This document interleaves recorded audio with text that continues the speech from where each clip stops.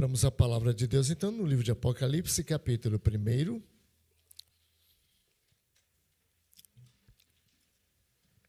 De 1 a 3, diz assim: revelação de Jesus Cristo que Deus lhe deu para mostrar aos seus servos as coisas que em breve devem acontecer.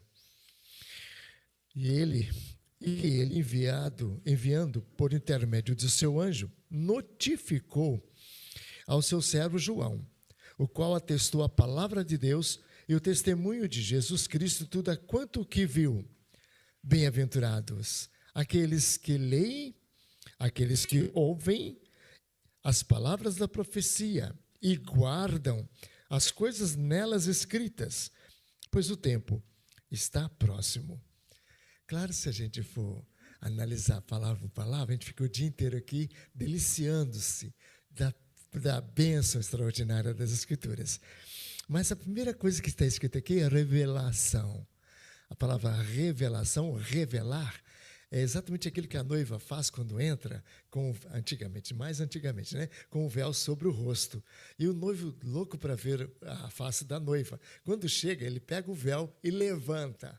Não é? Isso é revelar. Velar é pôr o véu. E revelar é tirar o véu. É exatamente isso, Alisson, que vai acontecer no dia que Jesus voltar. Nossos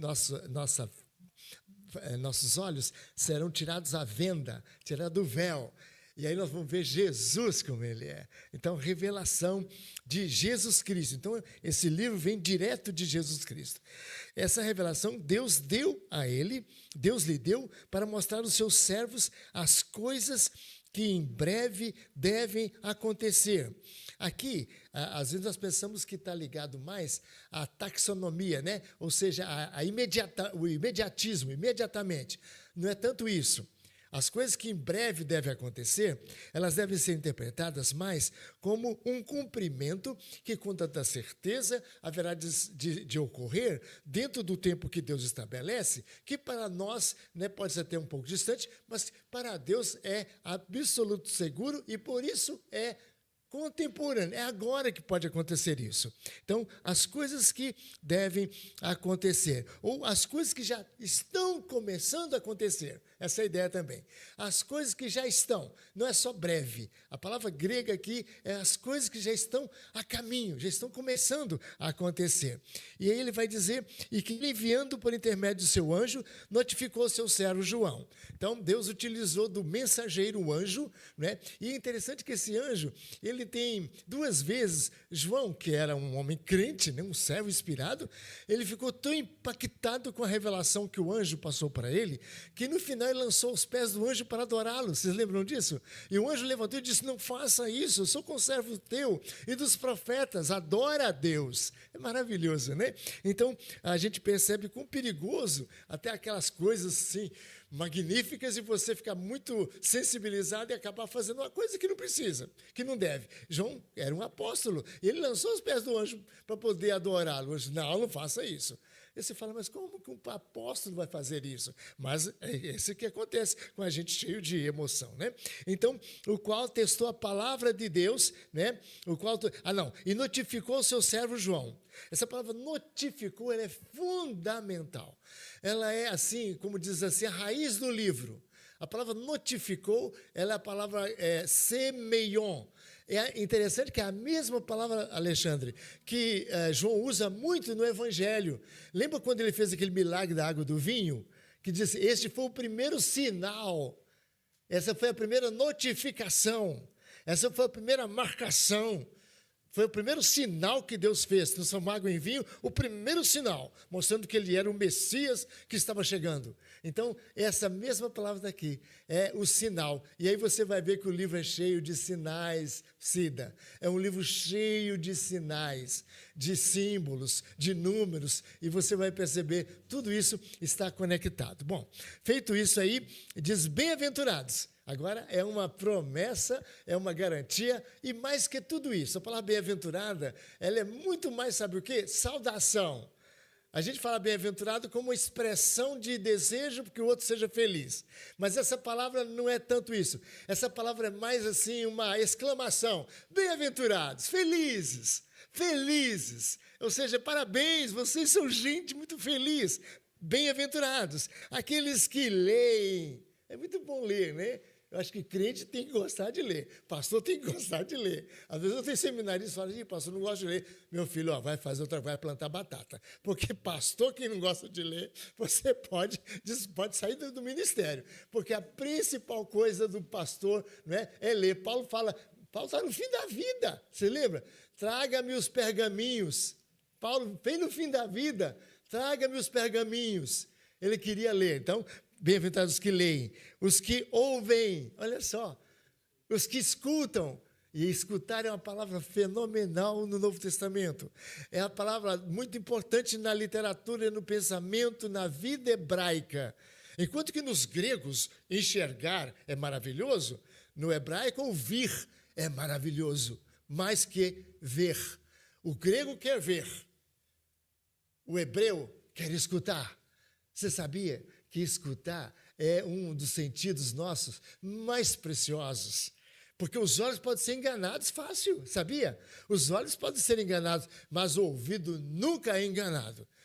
O cego, que às vezes não ouve, que às vezes não vê, mas escuta, é impressionante com a precisão que eles têm de identificar. Porque o ouvido é muito forte no reconhecimento. As minhas ovelhas ouvem a minha voz. E aí, você lembra do Shema? Quando você chega na sinagoga, o que o sacerdote fala? Ouve, ó Israel. O Senhor nosso Deus é o único Senhor. Então, é muito importante isso aqui. Bom, vamos lá. A gente, então, tem ali a proposta, né? A literatura apocalíptica. Como ler este livro, como ler e entender este livro, por que estudar este livro, né? Então, conhecer a Cristo é o foco central e é o Cristo vencedor e encher nosso coração de santa esperança como verdadeiros vencedores. Vamos lembrar, só para isso aqui, rapidamente. Literatura apocalíptica, como entender o livro de Apocalipse? Aí nós vamos lembrar do simbolismo dos sinais, que eu acabei de dizer, você notificou seu servo, sinais. Nós temos um livro também, numerologia. 7 é o número mnemônico central. Né? O número 7 é o livro, é o número mnemônico central. E assim o miolo do Apocalipse tem 7 igrejas, 7 selos, 7 trombetas, 7 cálices. Pronto. O miolo do livro é 7 igrejas, a quem é escrito. Depois vem 7 selos, que vão ser abertos. Depois vem 7 trombetas, que vão ser tocadas. E o último, Isabel. O último é terrível. Os 7 cálices que serão derramados. Cálice derramado, acabou a esperança. Você nunca mais retorna para o cálice, a água que foi derramada. Os 7 cálices são os últimos, porque derramou-se o cálice, não tem mais esperança. Entre as 7 igrejas, os 7 selos, as 7 trombetas, ainda tem chance de arrependimento. Justamente. Quando chega nos cálices. Acabou, não tem mais, né? Eu vou pedir ao meu irmão Luiz vou fazer um parêntese, para orar pela minha irmã chamada Santa, certo? E ela é mãe da nossa muito querida Salomé, que tem nos privilegiado com uma sobremesa maravilhosa nos nossos encontros. Mas a dona Santa talvez esteja indo para o hospital agora, né? Então, você ora por ela?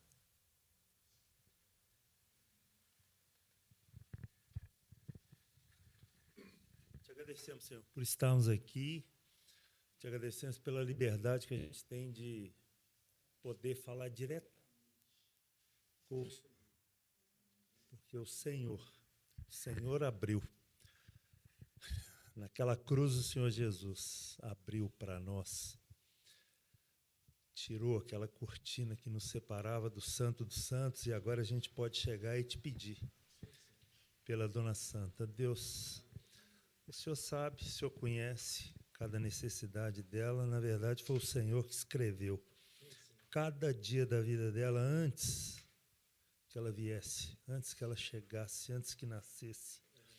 E é por isso, Pai, que nós confiamos no Senhor, confiamos na Tua bondade, na Tua misericórdia. E te pedimos, Senhor, o Senhor conhece a nossa vontade. Nossa vontade é é vê-la bem, tranquila, normal, mas, acima de qualquer coisa, que seja feita a sua vontade na vida dela, porque é a sua vontade que é boa, Pai, que é perfeita, que é agradável. Então, olha, Senhor, estende tua boa mão e faz, Senhor, aquilo que é melhor para a vida dela. É o que nós te pedimos e agradecemos em nome do Senhor Jesus. Amém.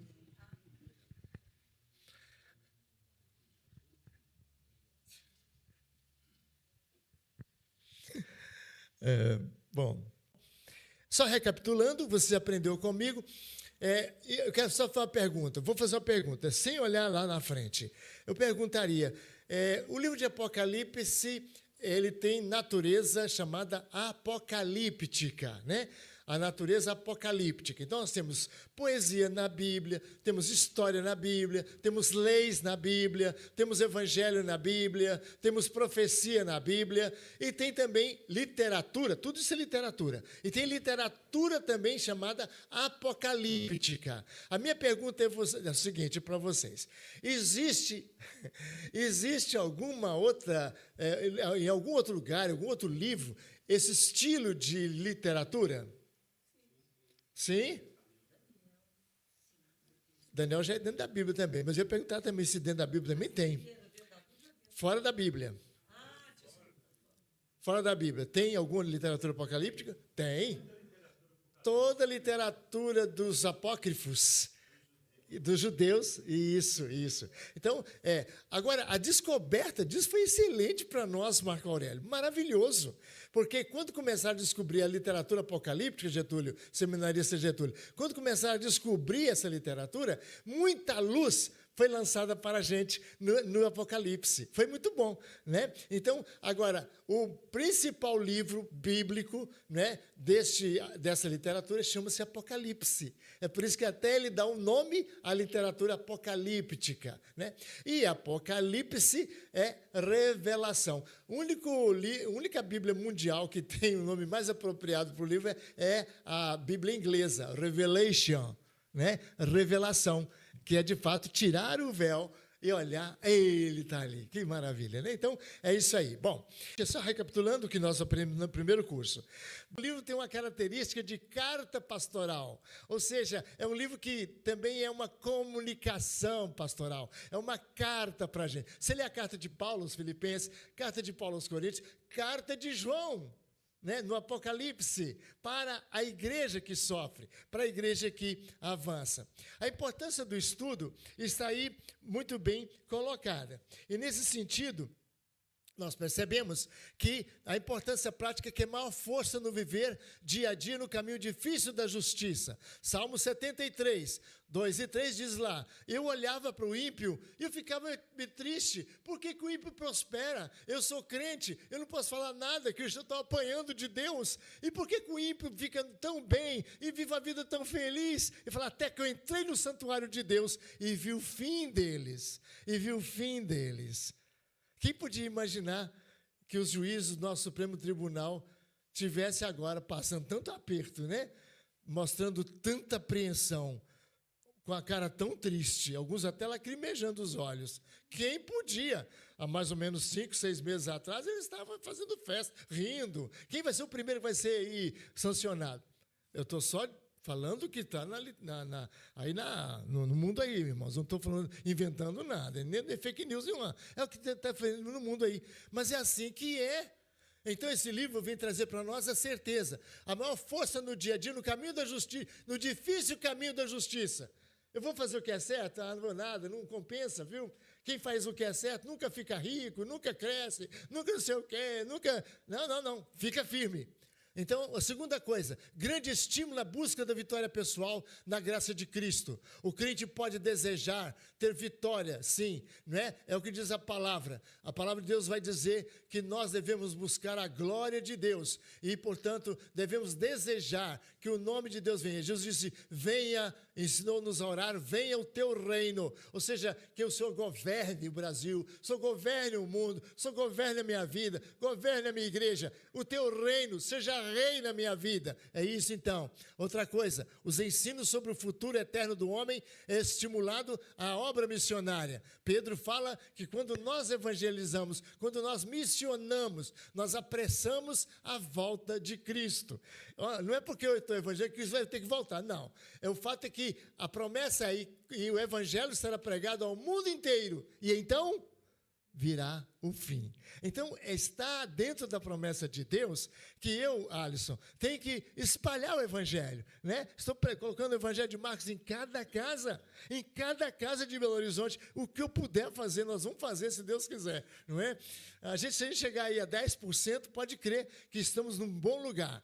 A gente tem 1 milhão de habitantes aqui. Se chegar a 100 mil, pode estar certo. O que importa é isso, que a palavra de Deus é poderosa. E quando ela é proclamada, não é um só que vê. Você sabia que cada folheto que é distribuído, 5 pessoas são alcançadas? Cada folheto distribuído, 5 pessoas são alcançadas. Por quê? Porque um faz, um entrega, um recebe, um joga fora, um pega no lixo e um lê. A verdade é que 5 pessoas, quando eu jogo um folheto aí, então eu posso multiplicar por 5 oportunidades que Deus vai ter, que Deus vai alcançar alguém, o escolhido dele. Então, nós sabemos que isso é um forte estímulo à obra missionária. E está tudo escrito na Bíblia, isso em Pedro, em Salmo 2:12, beijai o filho, para que não se irrite e não pereçais no caminho, né? E ele vai ter o cetro de ferro que vai governar o mundo. Em Mateus 10:28 também ele envia os seus mensageiros, né? E assim por diante. E torna o crente capaz de responder. Pedro fala que quando você estuda a escatologia, quando você estuda esses assuntos sobre a volta de Cristo, quando você estuda as profecias de Deus, que você fica habilitado a responder a razão da esperança que você tem, né? Ainda, em sexto lugar, em quinto lugar, o desafio à oração. Porque quando você está orando, né, quando você sabe que ele vai voltar, como é que você, Jaqueline, quer que Jesus te encontre? Eu gostaria muito que quando Jesus voltasse, eu estivesse lá no campo torcendo para o Cruzeiro. Ótimo. Ótimo, né, Alexandre? Nós somos cruzeirenses. É ótimo. Não. Sinceramente. Se o meu Senhor me achar de joelhos quando ele voltar. Meu pai, como eu gostaria. Ou quando eu for, como é bom. Eu tive um colega, o pastor que me levou a Cristo, né, ele morreu no púlpito da Igreja Presbiteriana Unida de São Paulo. Ele terminou o sermão, né, e ele ficou ali na frente, ele começou a celebrar a ceia. E quando ele deu o cálice, eu acho que foi o cálice, parece que foi com o cálice, ele caiu. Morto, morreu no púlpito, morreu pregando a palavra do Senhor. Que bênção que é. Como é bom morrer na luta por Cristo. É maravilhoso. Então, isso é muito bom, porque o Senhor, quando vier, nos ache em oração.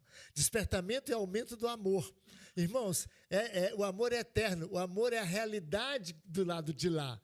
Se tem uma coisa que, eu não sei, né? Eu fui chamado 11 da noite, quando era pastor em Teoflotone, para orar para uma irmã, que o gatinho dela tinha morrido, e ela estava muito sentida, ela estava chorando demais, a irmã telefonou para mim, pastor, por favor, vem aqui em casa, a minha irmã está em desesperado, o gatinho dela morreu. Eu entrei no carro, liguei o carro, e eu fui pensando, Jesus, o que eu vou falar para ela, né? Eu vou dizer para ela que não tem problema, o gatinho dela foi para o céu, está lá com Jesus, eu não posso, né? Eu vou dizer para ela, não, pode ficar tranquilo, que o seu carro vai restar no último dia. Também eu não posso falar isso para ela. Que consolo eu vou dar para minha irmã? Qual consolo que eu vou dar? Aí eu pensei assim no carro, aí eu vou falar assim, eu vou chegar lá e falar assim, sem vergonha, vai comprar um gato novo. Eu sei que um gato que morre dói na gente, sim, né? Eu já tivemos cachorrinho lá em casa, tivemos gato lá em casa, e depois eu falei, não vou ter mais, porque a gente se apega a essa desgrama, eu vou dizer, e quando morre, parece que morre um filho da gente. É muito doloroso. Então, mas o fato, irmãos, é que o que eu quero dizer para vocês, firmemente, é que lá no céu não sei se vai ter gato. Pode ser que tenha alguma coisa, algum tipo de animal. não sei, pode ser que tenha. Eu não posso afirmar que não tenha. Mas o que eu sei que vai ter no céu é amor. Isso eu sei. Isso não vai faltar lá. Lá vai ser a esfera do amor. Olha assim, vai ter um negócio maravilhoso. E vocês já imaginaram o que é viver na esfera do amor? Já pensaram nisso? O casamento, por exemplo, né? Ou coisa maravilhosa é o casamento, né? A gente quer viver com aquela pessoa para sempre, estar junto dela para sempre. A gente fica ansioso para chegar aquele dia que a gente não vai dormir na minha casa e você na sua casa. Nós vamos dormir na mesma cama juntos para sempre. Ai, que coisa maravilhosa é isso! Isso é bom demais. Isso é tudo de bom, não é? Mas por que é bom isso? Por causa da esfera do amor. Amor é a melhor esfera de vida. Depois da nossa casa, a igreja tinha que ser esse lugar. Às vezes, infelizmente, não é. Às vezes, na igreja, há tanta desconfiança. Onde há desconfiança, não há amor. A gente precisa. É lógico, nós somos lógicos, somos sábios, somos prudentes, né? Não é porque o pastor é pastor que ele é crente. O pastor pode chegar aqui na frente e começar a fazer coisas que você fica, né? Eu me lembro, morava em Niterói, quando o pastor Neemias Mariano, da Igreja Presbiteriana de Copacabana, pregou um sermão na igreja lá, lendo o livro de, não sei se foi Macabeus ou Tobias, que é um livro apócrifo, né? É um livro que está na Bíblia Católica, mas não está na nossa Bíblia, que é rejeitado pelos judeus, que é rejeitado pela Igreja Cristã a vida inteira. O próprio São Jerônimo, que traduziu a Vulgata Latina, São Jerônimo, século VI, ele falou claramente, esses livros não são inspirados. É tanto que o Prólogos Galeatos, que escreveu São Jerônimo, ou Jerônimo, né? Ele escreveu na abertura da tradução latina da Bíblia, chamada Septuaginta, Septuaginta é grega, a Vulgata, né? Então, aí o que aconteceu? Quando traduziu a Bíblia Católica para o Brasil, os protestantes estavam evangelizando. Aí os protestantes falavam, o católico, essa Bíblia sua é falsa. Aí o protestante disse, não é falsa não, é verdadeira. Não, essa sua Bíblia faltam 7 livros. Aí o protestante, não, queria só a Bíblia. Aí o católico entregava a Bíblia para o protestante. Aqui, ó, o Prólogos Galeatos é São Jerônimo que escreveu, que traduziu, né? Olha o que ele fala do livro que está aí e que nós não aceitamos. Ó, esses livros não participam dos livros inspirados. Aí o que a CNBB fez? Tirou o Prólogos Galeatos da Bíblia Católica, porque estava sendo, sabe, um ataque que os evangélicos estavam atacando os católicos e convencendo eles que esses livros não são inspirados. E quem falou isso? O próprio tradutor, né? E os judeus não aceitavam também. Então, de sorte que a gente vai aprendendo essas realidades. Mas, meus irmãos, essa é a verdade. O amor e a confiança que temos, ela sempre é bíblica. Você examina o seu pastor pela palavra de Deus. Você examina os presbíteros pela palavra de Deus. Os diáconos, a sua vida. Aliás, começa pela sua vida, né? A gente sempre tem que começar pela gente. Depois, a gente julga o nosso próximo. Porque Jesus falou assim, como você vai ficar com argueiro nos seus olhos e vai olhar para um cisco no olho do teu irmão? Não faça isso. Primeiro, tira o argueiro dos seus olhos. Porque a gente que tem um argueiro no olho, meus irmãos, eu vou dizer para vocês, é difícil achar um crente na igreja. Mas é. Não, se você é daqueles crentes que olha assim, para lá e para cá, fala, meu Deus, né? Ei, que igreja é essa, né? Que igreja é essa? Pode até fazer aquela oração que foi feita lá em Tegipió, que o crente orou, meu Deus, essa igreja, meu Deus, está perdida, porque, Senhor, o pastor só vem aqui pegar o seu salário, meu Deus, oh, meu Deus, ele não trabalha direito, Senhor, os presbíteros não cuidam direito, não disciplinam ninguém nessa igreja, Senhor, os diáconos não cuidam da igreja, a igreja está lançada aí, está toda cheia de mato aqui ao redor, os diáconos não cuidam de nada, as mulheres, tudo é fofoqueira, oh, meu Deus do céu, os jovens só querem o mundo, meu Deus, e os adolescentes também, oh, meu Deus, essa igreja está perdida, Jesus. Mas eu te dou graças, porque a igreja batista perto da minha casa, Senhor, é pior do que essa umas 2 vezes. Então, você imagina, quer dizer, o problema nosso é esse, tira o argueiro, entende? Tira o argueiro do seu olho, porque essa igreja está ruim assim, porque você está ruim. O problema não é a igreja, sou eu, entende? Sou eu. Às vezes eu chego aqui na quinta-feira, eu fico meio triste, né? Vejo tão pouca gente. Aí eu fico meio triste, mas eu penso, meu Deus, eu não posso faltar, porque se eu faltar, então, como é que eu vou exigir dos meus irmãos a bênção maravilhosa de estudos tão maravilhosos? Quando o Fogo terminou, na quinta-feira passada, o estudo dele do Salmo 129, né, Luiz? Parece 129, né? Eu falei, meu Deus, eu orei, Senhor, por que a igreja não está aqui? Que tanto conforto que foi dado na quinta-feira, que bênção que foi. Agora, claro, não vai deprimido para casa. Ai, meu Deus, hoje o pastor me pegou descendo. Não, calma. Eu sei que pode ser que você tenha dificuldade de estar aqui, mas olha, lute, esforce. Uma das coisas mais lindas que eu tive quando fiz o meu curso nos Estados Unidos é quando chegava no domingo à tarde, eu via as ruas lotadas de gente atravessando para lá e para cá com Bíblias, muitas igrejas na avenida onde eu ia, e muita gente com Bíblia para lá e para cá. Eu sou, gente, que coisa. Quarta-feira era o dia do culto na igreja ali em Grand Rapids. Mississippi, capital Mississippi, agora. Daqui a pouco eu me lembro. Eu me lembro bem disso, que bênção. Entende? A quantidade de gente, quarta-feira, a cidade, por ordem da prefeitura, né, de evangélicos, toda a empresa fechava 4 horas. Para que os crentes pudessem, olha só, para que os empregados pudessem ir para a igreja no culto de doutrina da semana. E aí tinha um jantar na igreja, as pessoas chegavam, jantavam e depois participavam do culto de doutrina. Eu disse, meu Deus, quando vamos ver essa bênção dessa no Brasil? Não é? Mas, meus irmãos, a esfera do amor é onde nós vamos viver segundo a boa graça de Deus. Torna o nosso coração agradecido, irmãos. Não é? A gratidão e a adoração. Deus é glorificado, entende? Quando estudamos isso. E crescemos e resistimos na fé. Quando eu sei que de fato Deus vai vir, que o céu é verdade, que a justiça, que o juízo é verdadeiro, então eu vou ter paciência, eu vou sofrer e eu vou aguentar, porque eu sei que o dia virá.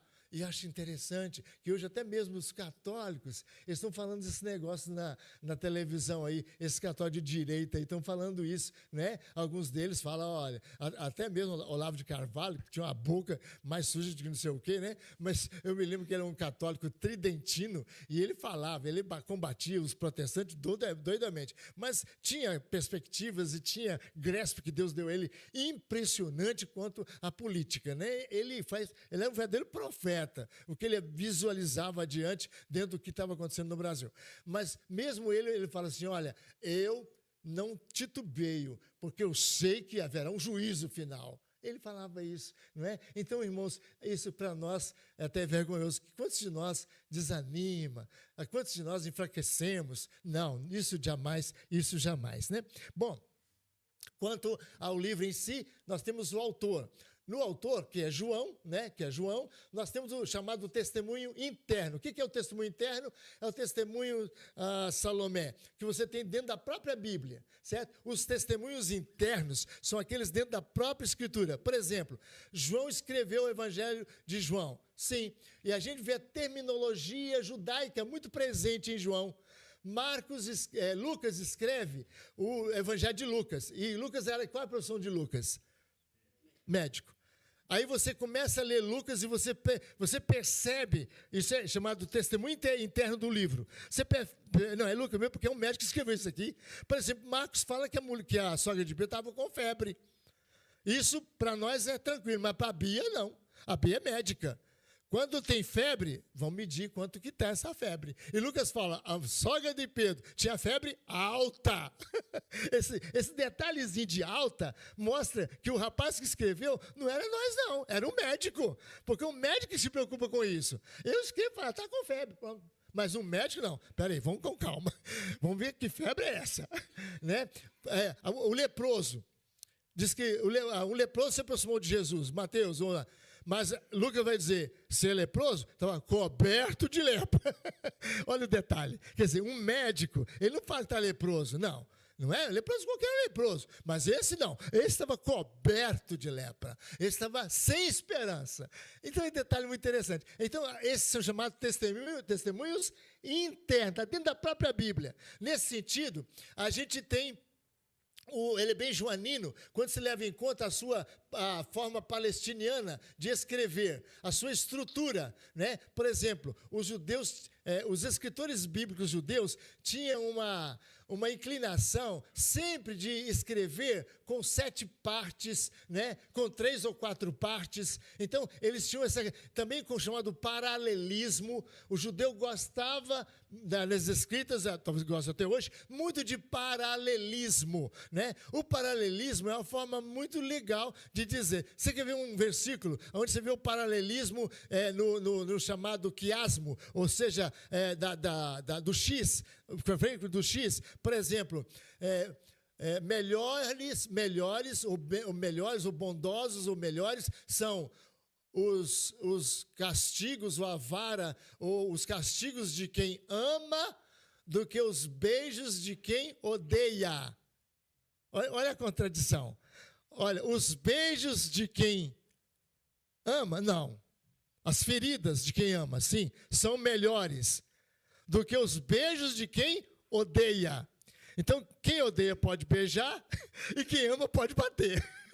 Entende? Quer dizer, então você vê esse contraste. Isso é chamado paralelismo. Então, os paralelismos são muito constantes no livro também. Então, a gente não tem dúvida de que o autor, portanto, é João. Agora, testemunhas externas. Testemunhas externas são aquelas da história, aquelas que saem da Bíblia. Então, essas são as autoridades que vieram durante todos os séculos, dizendo, olha, foi João que escreveu, né? Dentro dessas, nós temos aqui Justino, o mártir, temos Irineu, Tertuliano, Orígenes, todos esses aqui entre o primeiro e segundo século. E temos até alguém que chega até mais próximo, por exemplo, Policarpo, né? Policarpo estava muito, mas muito próximo e ligado a João, né? O apóstolo João, né? Alguns deles temos até noção, ideia de que João pegou eles no colo quando crianças, né? E se você tem uma certa dificuldade, é assim, por exemplo, um velho de 90 anos que pega uma criança, né, com 2 meses, e essa criança vive 90 anos, o que você conclui?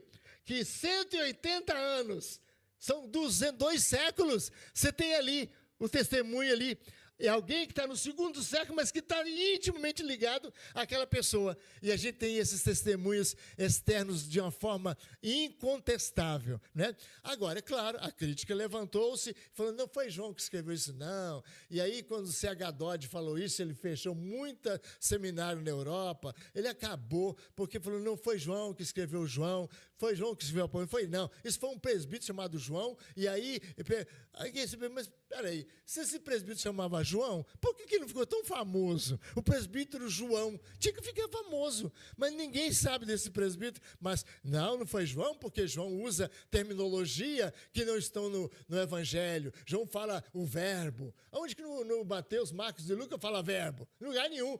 Então por quê? Porque não existia essa terminologia.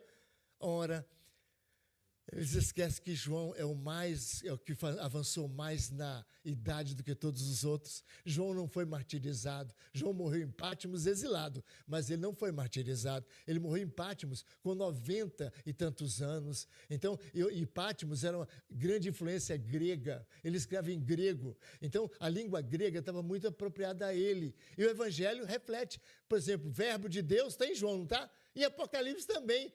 Eu vi o cavaleiro, estava escrito na sua coxa. Ele era o verbo de Deus, vencedor. Entende? Então, João traz para nós, Alisson, essa segurança, Vinícius, de que, de fato, os testemunhos depois dos pais da igreja afirmam que ele era também. Que ele era também. Oi? Claro, por favor.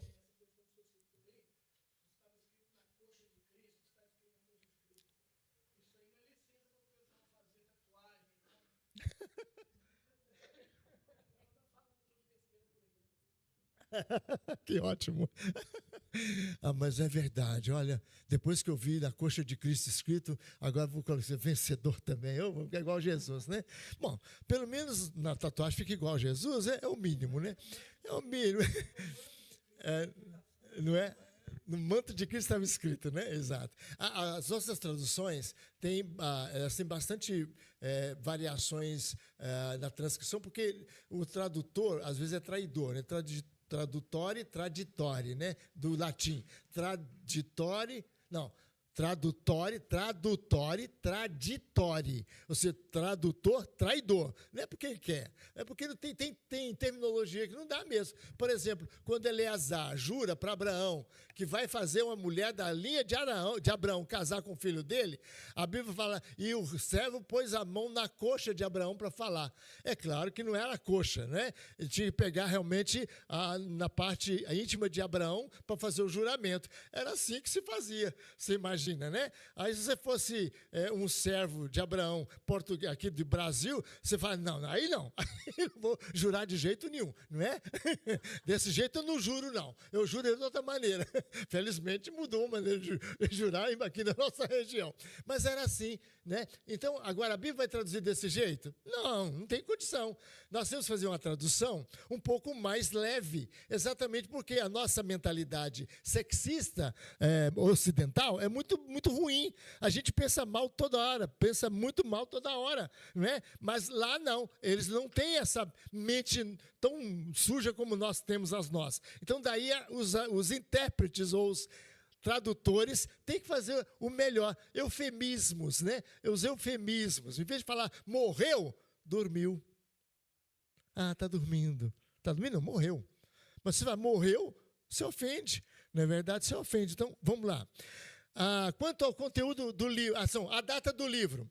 Aí há muita discussão também, se foi em 64 ou se foi em 96. Quem defende 64, do ano Domini, defende o fato de que, na verdade, não houve tanta perseguição lá em Roma, entende? E então, falar que houve perseguição em Roma é ruim, porque nesse período não havia tanta perseguição. Embora logo depois, 66, parece, Nero pôs fogo em Roma, mas não era tão assim acindrada. Depois que criou a Lex Romana, no sentido da religião lícita dos hebreus e ilícita dos crentes, aí a coisa começou a piorar. Bom, mas entretanto, também não fala do que o templo foi queimado. Então, porque o templo foi queimado em 70. Então foi antes mesmo, porque a Apocalipse não fala nisso. Só que o problema é que tudo encaixa muito melhor em 96 com Domiciano. Em 96. Aí vai, mas como? E a perseguição? A perseguição não está circunscrita a toda a região do Oriente. Era muito mais centrada na região da Ásia Menor. Porque na Ásia Menor tinha cidades rebeldes, muito rebeldes. Algumas delas criavam problema grande para o império. E aí, naquela região, a perseguição era terrível. Em Esmirna, que a liderança da cidade era oposta a Roma, a coisa era terribilíssima. Ali os crentes sofreram, mas sofreram barbaridades, terrivelmente. Então a perseguição não era geral. Assim como a Bíblia fala na grande tribulação, que vai ser para o mundo todo, não significa, por exemplo, que no Brasil será igual o que é na Rússia, o que é na Coreia. Hoje mesmo é assim. Quer dizer, graças a Deus aqui temos liberdade, né? Pelo menos apesar de algumas coisas, mas temos liberdade ainda, né? Mas na Coreia do Norte, quem for achado com a Bíblia, até as crianças são condenadas à prisão perpétua, até as crianças da família. Então você vê que a perseguição é uma coisa que não se pode dizer é em todo lugar, sim. Mas estritamente em todo lugar, não. Porque há lugares onde há poções, onde, de fato, a perseguição é mais suave, porque Deus é misericordioso com aquela região, ou assim por diante. É por isso que eu gosto de ver os crentes, né, Dimos? Agradecer. Obrigado, Senhor, porque no Brasil temos liberdade. Não é isso? Bom, conteúdo. Apocalipse desenvolve um tema de conforto, promessa e poder, que se dirige à igreja tribulada na Ásia Menor, quando Domiciano, então, impôs sobre os nossos irmãos a terrível perseguição por causa da Ásia Menor, exilando João em Pátimos. João era pastor em Éfeso, uma principal cidade das 7 igrejas da Ásia Menor. Através da Concília Romana. A Concília Romana é considerada a segunda besta. A primeira besta Esse era o imperador. A segunda besta era chamada Concília Romana. A Concília Romana era constituída de 11 juízes que visitavam todas as cidades da Ásia Menor. E aquela concília, ela sabia que havia um crente que não fazia juramento ao imperador. Então eles iam na casa daquele crente e falavam, olha, dia tal vai ser a festa do imperador. E nós queremos que você vá lá e participe da festa de adoração ao imperador. O crente fala, eu não posso. Então agora você vai perder. Você vai ser marcado, você vai perder, e você não vai poder comprar, não vai poder vender, e você vai receber a lei Magnística. Mas era exatamente isso. O crente recebia Magnística. Ele ficava exilado, ele não podia vender nem comprar. Era exatamente assim, né? É o poder do império. O império fazia isso. Essa concília romana, né, que a gente sabe, ela é chamada a segunda besta. E por isso, Domiciano criou a concília. Era uma perseguição. E aí essa pessoa exilou João e Pátimos, e através dessa concília fiscalizava a vida do povo de Deus, assolando com sofrimentos esmagadores. E Esmina fala, Esmina é terrível. A situação de Esmina foi tal que é possível que Timóteo... Eu posso vir, irmãos, é tanta informação que às vezes eu posso vacilar um pouquinho, mas depois vocês, hoje tem o Google, é tão fácil a gente livrar-se de qualquer informação um pouco mais tíbia, mais fraca. Mas possivelmente Timóteo foi morto, foi martirizado em Esmirna, assado.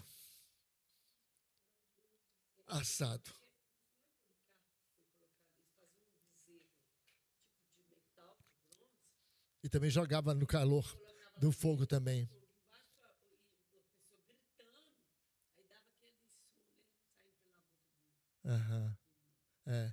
Policarpo também, ele, com 88 anos, foi martirizado também. Mas, então, a gente percebe quanto sofrimento. E lá em Esmirna, Jesus fala assim, tereis tribulação de 10 dias. Tereis tribulação de 10 dias. Isso significa tribulação intensa. Porque 10 é número de intensidade, mas também de rapidez. É só 10. Tereis tribulação de 10 dias. Ela vai ser fortíssima, mas vai ser rápida. Então, ser fiel.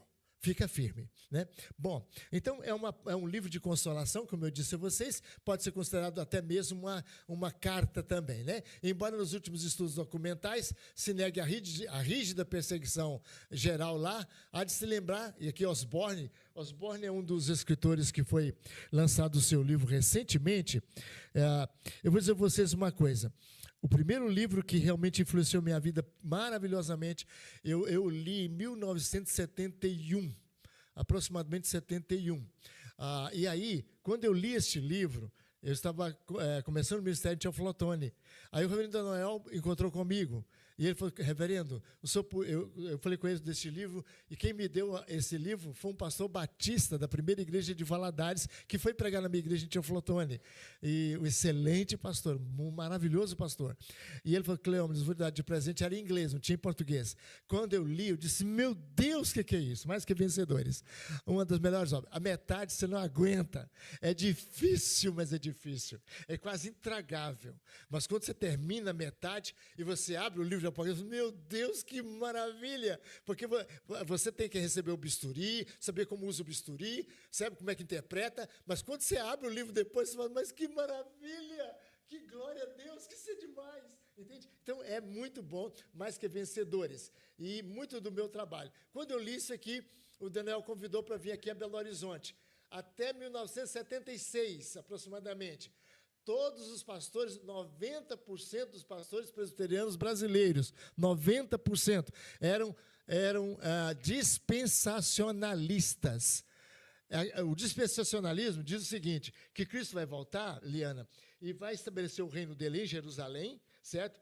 E aí ele vai ter um telefone vermelho, certo? E ele vai nomear o Alexandre como governador aqui em Minas, o Luiz como presidente do Brasil, né? E o Marcos Vinícius vai ser prefeito em Belo Horizonte. Então Jesus vai nomear assim todos os crentes para dirigir. Então vai ser 1000 anos de paz, porque os crentes vão administrar. Então, quando Jesus vier ao Brasil, é lógico que o Luiz, como presidente do Brasil, vai fazer um tapete vermelho para Jesus chegar. E aí vai ser uma grande festa. E porque Jesus põe o pé na terra, diz a literatura judaica, que um pé de uva vai dar 1000 tonéis de vinho. Entende? Né? E cada caixa de uva vai dar não sei quantos tonéis.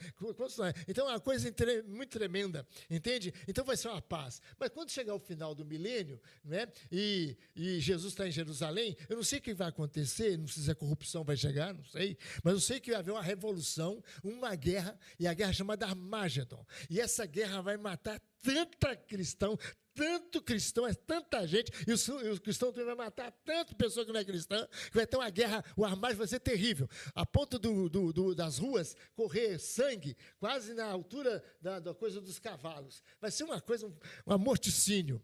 Essa é a ideia, uma das ideias dos dispensacionalistas. Quando eu li esse livro, eu era dispensacionalista. E quando eu vi a Bíblia interpretada com a própria Bíblia, Apocalipse dentro do Velho Testamento, eu disse, glória a Deus, que coisa maravilhosa. Essa ideia judaica não pode ser aceita por mim. Eu não posso aceitar isso. Eu tenho que aceitar o que está aqui na palavra de Deus. Então, começamos a ver. Né? Um exemplo simples, a marca da besta. Luiz, onde vai ser colocada a marca da besta? Tu te lembras? Até o Alexandre, querido. Eu vou dizer, os meus crentes são maravilhosos. Eu olhei para você e falei, por exemplo, eu não vou poupar ele, porque às vezes, quem sabe, ele não estava no dia da palestra aqui. Aonde? Na testa e na mão direita. Aí você pensa, com essa chegada dos chips, né, das coisas novas aí, eles vão colocar um chip aqui, você vai chegar, colocar, pronto, está marcado. Né? Ou o código de barra, antigamente era o código de barra, né, 666, código de barra. Então, aí você fala, isso é interpretação extra, tira de fora para jogar dentro da Bíblia, não é? Tira de lá para cá. Mas vamos dentro da Bíblia. Dentro da Bíblia você vai lembrar que Moisés ouviu de Deus o seguinte, essas palavras que te falo, Moisés, estarão por frontal nos teus olhos e na tua mão direita. Ou seja, tatue a Bíblia na testa e tatue na mão direita, para você sempre lembrar. Agora, o que seria tatuar na testa e na mão? Na testa é exatamente o pensamento, a apresentação. As pessoas que estão me vendo, veem em mim, na minha apresentação, que eu sou um crente em Jesus. E na mão é o que eu faço, a obediência. Então, a palavra na testa e na mão, não é você tatuar, não é você escrever, digitalizar. Não é isso não. É você obedecer. Se Deus põe essas marcas para a obediência, a besta vai pôr para a desobediência. No mesmo lugar vai ter a marca da besta. Só que é diferente. Enquanto que a de Deus é para você ser obediente, a da besta é para você ser desobediente. É porque você é desobediente. Então tem gente, Salomé, que está esperando ser marcado pela besta, minha filha. Mas já está marcado há muito tempo. Você entendeu? Muito tempo. Deu para entender, Cida? Deu para entender, jovem Alisson? Então, você está marcado, capitão. É isso aí. Isabel, você está marcada.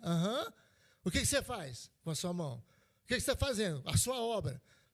Está obedecendo ao Senhor? Aleluia. A marca de Deus está em você. Quem olha para você, vê que você é uma pessoa temente a Deus, humilde, perdoa, ama, está marcado. Ou você é uma pessoa odiosa, uma pessoa, entende que não... Olha, a marca está aí. Vamos que vamos. Depois que o Alexandre falou para ter cuidado, eu estou tendo cuidado. Sim?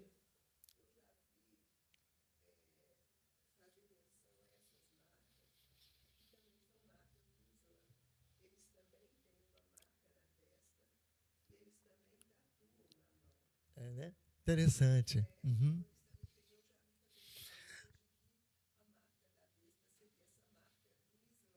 Né?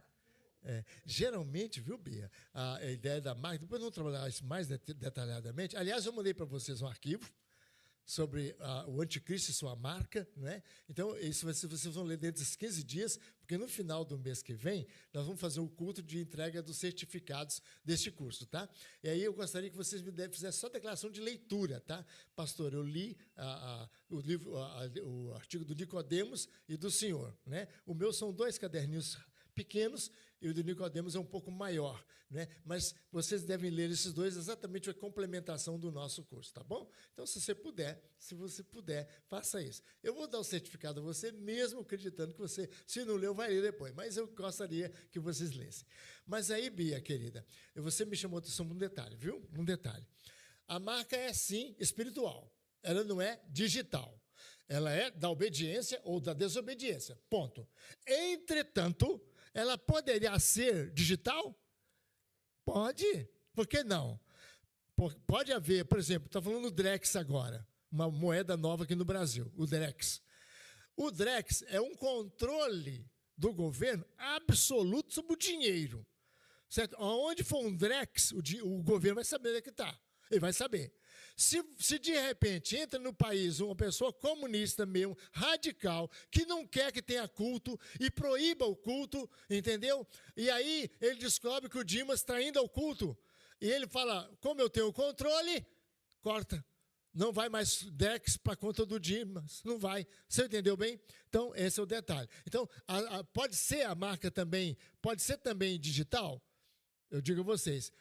Não é que ela será, porque ela já é espiritual. Mas se ela é espiritual, ela poderá ser digital. Poderá. Entretanto, isso aí, por exemplo, na África, em alguns países onde há partidos comunistas, os crentes são proibidos de comprar. E para comprar tem que receber uma senha. A senha do partido. Na China é a mesma coisa. O partido dá uma senha, em Cuba a mesma coisa. Para você receber o seu meio quilo de frango para quinzena, lá em Cuba, né, que é meio quilo de frango para cada família por quinzena, você tem que ter um documento do governo. Ora, isso é um tipo de marca? Sim, querido.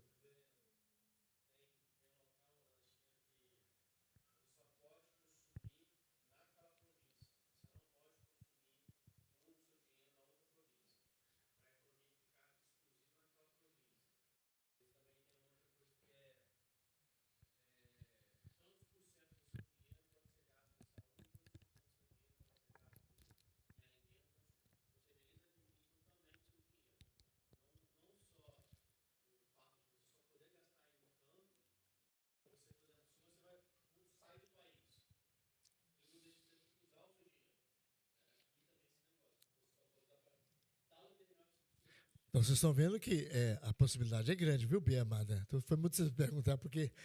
Bom, eu penso que a ignorância e o medo do livro de Apocalipse, muita gente tem medo de ler, né? Estritamente ligado à nossa ignorância do Velho Testamento. E o livro, com certeza, que mais menciona... É o livro, com certeza, que mais menciona o Velho Testamento. Há abundantes citações do Êxodo, Isaías, Daniel, Ezequiel, Salmos, sem contar inúmeras referências por toda a parte do livro antigo. Só para vocês terem uma rápida pincelada.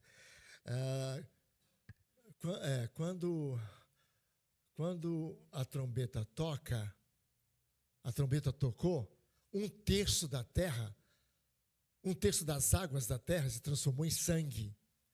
Sangue, água transformada em sangue, Êxodo. Moisés toca, a água transforma em sangue. Quando a segunda trombeta toca, acontece uma catombe tal, em Êxodo, acontece a mesma coisa. Quando a quinta trombeta toca, escuridão e gafanhotos. A praga dos gafanhotos, da escuridão lá no Egito. Então você vê que a trombeta tocou, as pragas do Egito vêm para Apocalipse. Olha, o que Deus fez lá no Egito, Deus vai fazer no mundo. Agora tem um detalhe. Quando você abre as 7 cálices, aí você vai ver um detalhe interessante. Toda trombeta toca, 1/3 é atingido. Quando o cálice é derramado, todo. Então o cálice derramou, quando a trombeta tocou, 1/3 virou sangue das águas. Quando o cálice derrama, todos os rios e mares do mundo, as águas transformam em sangue. Não vai ter mais água, vai ser tudo sangue. É claro que isso são símbolos. Não significa que vai ficar sem tomar água. Não é isso. Está significando o seguinte, que uma praga de uma proporção dantesca e irreparável, não tem mais condição de voltar atrás, ocorrerá no mundo. É isso que está significando. Estão entendendo? Mas é notável que quando a trombeta toca, só 1/3. Mas quando a cálice é derramado, tudo, perdeu tudo. É um detalhe muito legal. Você vê a mesma praga em trombeta, E no cálice é a mesma praga, mas em proporção. Agora, 1/3 está colocado 3, 1 e 3. 1/3. Né? E você vai ver esse detalhe muito interessante. Bom, avançando. Estudos teológicos, eu vou ser rápido aqui, porque eu quero que depois vocês avancem, eu tenho muita coisa para poder apresentar. E o meu alvo aqui é fazer você amar este livro. É você começar a lê-lo pensando que ele é um salmo, como de fato ele é um salmo de triunfo, de certeza, de segurança, que Deus é poderoso e que quando ele vier, terremoto, trompeta, relâmpago, isso tudo vai dizer da apoteose, do grande fenômeno que há de ser e de há de acontecer. É isso que será. Mas não aqueles detalhes que você vai... terremoto. E agora está tendo muito terremoto. Calma.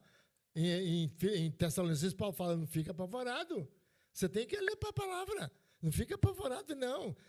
Quando vier a coisa acontecer, erguei a vossa cabeça. A vossa redenção está próxima.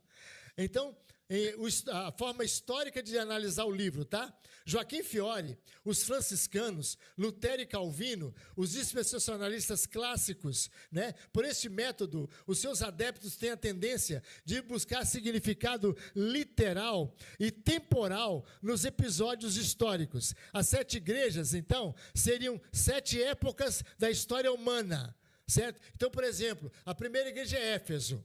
É a igreja de Jerusalém, a igreja primitiva, entende? É aquela igreja que, de fato, tinha os grandes pregadores, os apóstolos, eram tal. A igreja de Esmirna, a segunda igreja, é a igreja da perseguição. Aí veio o período, né, que os judeus começaram a perseguir a igreja, o império começou a perseguir a igreja, né? Aí depois veio a igreja de Tiatira, quando a igreja domina, se torna o papado ali, a igreja de Roma. Aquele período, a igreja se torna mundana, entende? Jezabel toma lugar nessa igreja. A igreja fica cheia, só gosta de clubes, porque a cidade de Tiatira tinha muitos clubes, a igreja que gosta de muitos clubes, muito sossegada.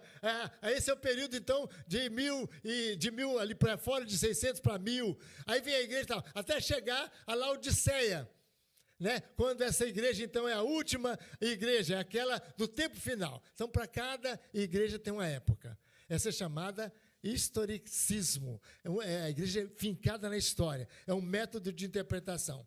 Quem é a besta? O número 666 já foi colocado como Hitler, Lutero, para a igreja católica era Lutero, para alguns cristãos de 40 e 45 era Hitler, para a minha época de jovem foi aquele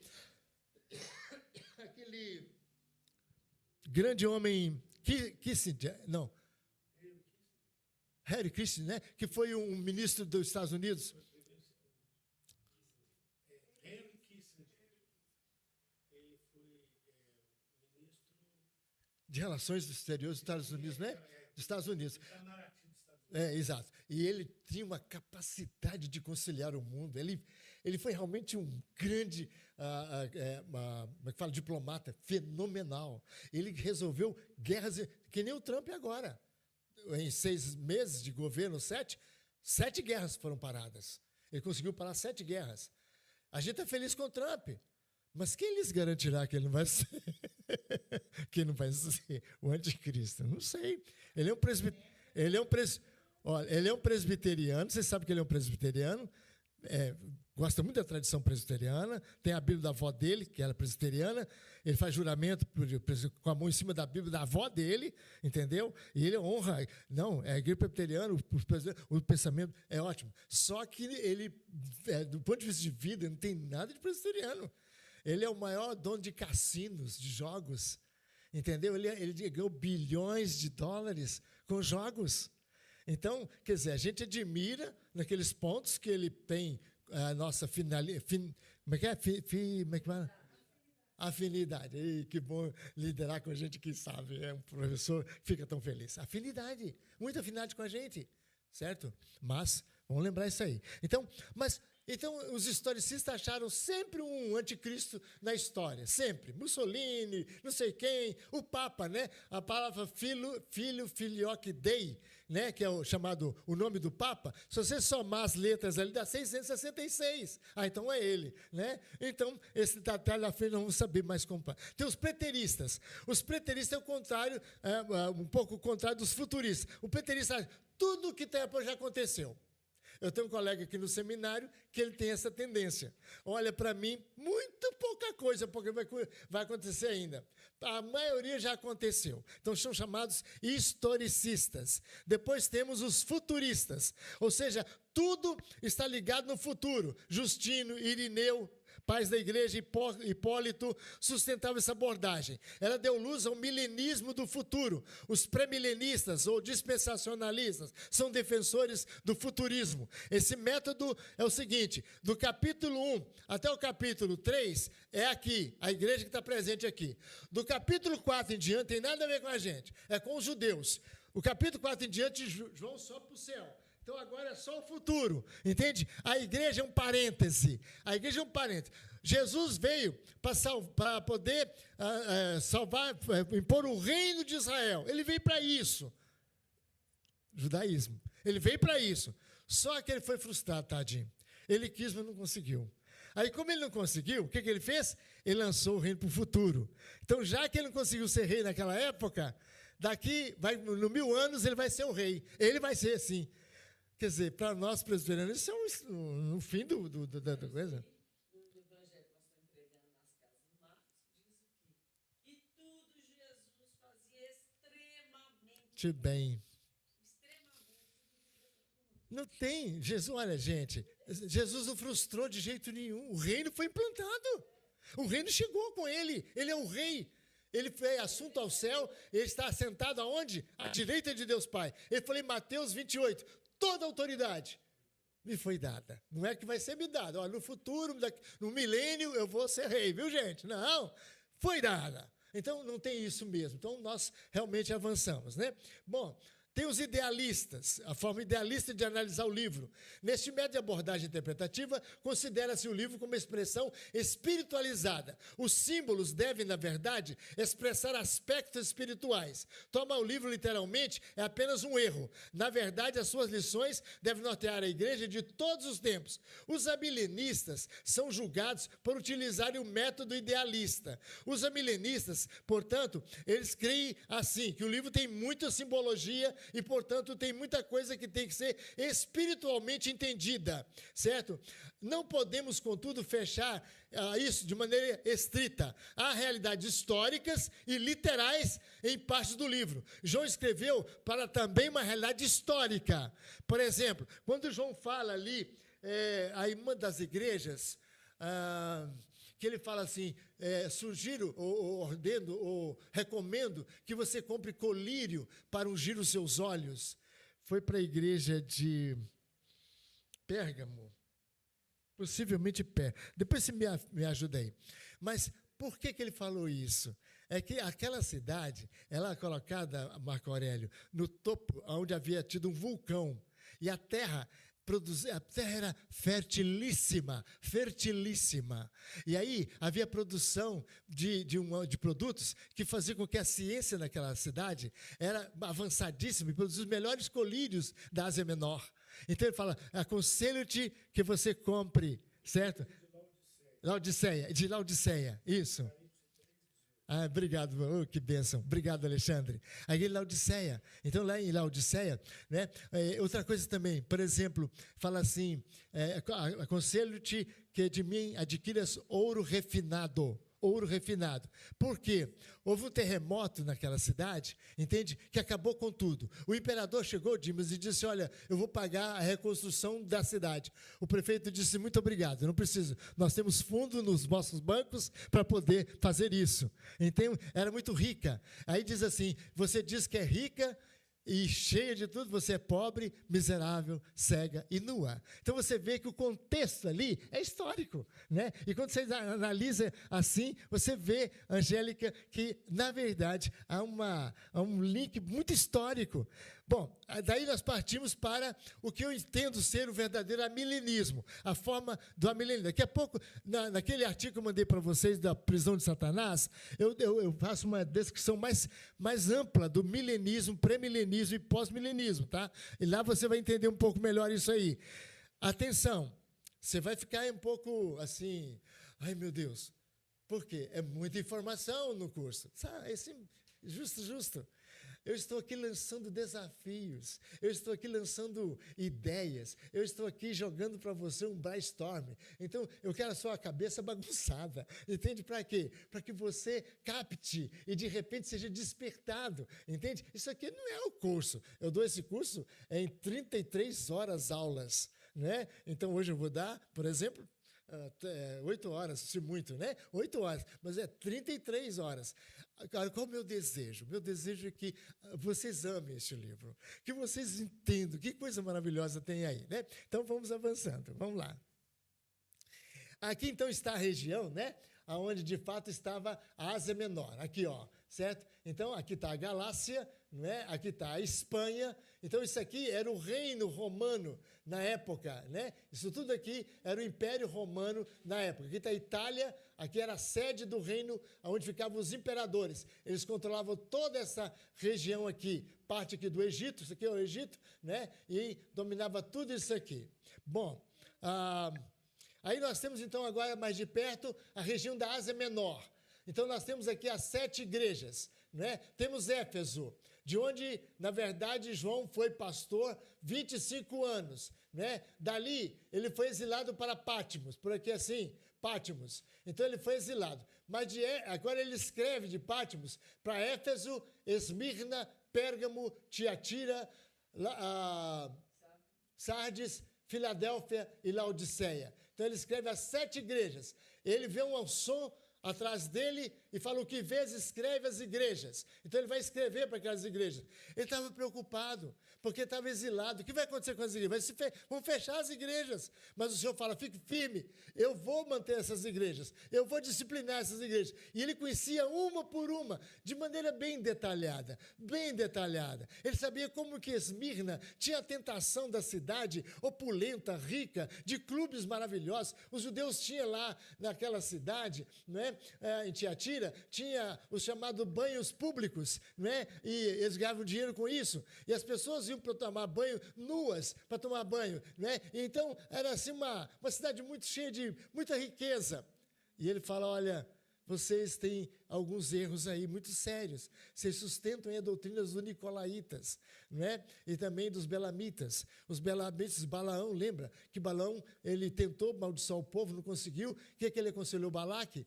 Olha, as mulheres mais lindas da Bahia, ó, da Bahia não, né? As mulheres mais lindas de toda a Ásia, de toda a região do Oriente, estão aqui, Balaque, estão conosco aqui, são mulheres celebradíssimas. Manda essas mulheres para seduzir os crentes lá embaixo. E elas foram. E quando chegaram lá, os crentes não aguentaram. Elas eram muito lindas demais, muito lindas. E aí eles começaram a fazer relações sexuais com elas, e aí começaram a abandonar o Senhor. E aí teve uma destruição grande, que foi salva por um levita, né?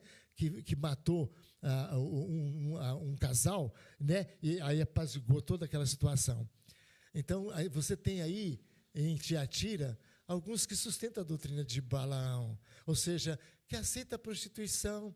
Aí na sua igreja, os casais estão traindo uns aos outros, e você está calada, você não faz nada, não disciplina. Que negócio é esse? Que vida é essa sua? Eu tenho, porém, contra ti, virei, e vou pisar em você com o meu pé de aço, e você será destruída, e matarei os seus filhos. Irmãos, interessante. Quando Davi pecou com Betseba, Natan falou para ele assim: olha, rapaz, o que eu vou fazer com aquele cara que pegou a única mulher do vizinho dele, a única ovelha do vizinho? Ele tinha várias ovelhas, mas ele foi lá e pegou a única que tinha. Em vez de sacrificar uma das suas ovelhas, ele foi e pegou a do vizinho. O que esse cara merece? Davi, esse cara merece 4 vezes mais o que ele fez. Davi perdeu 4 filhos. Eu matarei os teus filhos. Como a gente deve vigiar. Como devemos vigiar. Muitas vezes o marido trai a esposa e não sabe que está colocando o revólver na mão da filha de 17 anos, que vai se matar pelo escândalo, pela decepção com o pai. Isso acontece demais. Matarei os seus filhos. Quão perigoso, irmãos, o pecado. Como o pecado é perigoso.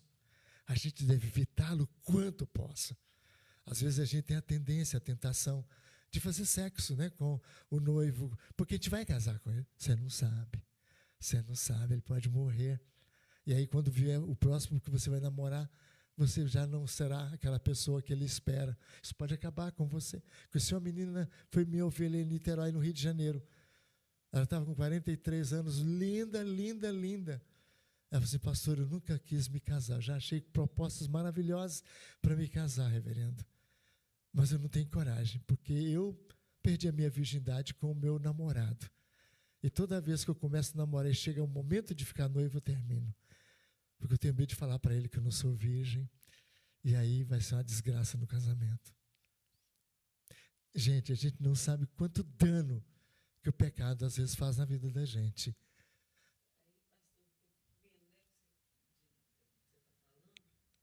Como é que pode ser só histórico? Isso é atual. O que o Senhor nos ensina por essa igreja, tem ensinado para a nossa igreja. Hoje, Cada igreja hoje, quer dizer, sonda cada uma dessas igrejas, que em todas elas tem alertas para cada um de nós. exatamente. E aí é 7 o número da perfeição. Concorda? Lembra aquela história... lembra aquela ideia historicista de cada época uma igreja? Pode ser que, de fato, em cada época, uma igreja sobressalta em alguns aspectos. Pode ser. Né? Mas o fato é que, de que todas... Não, e outra coisa, 7 é número de perfeição significa que hoje essas 7 igrejas estão presentes. Pode ser que hoje, por exemplo, a metropolitana seja a igreja... Vamos puxar a sardinha para a nossa brasa. Ah, meu Deus, tem misericórdia de nós.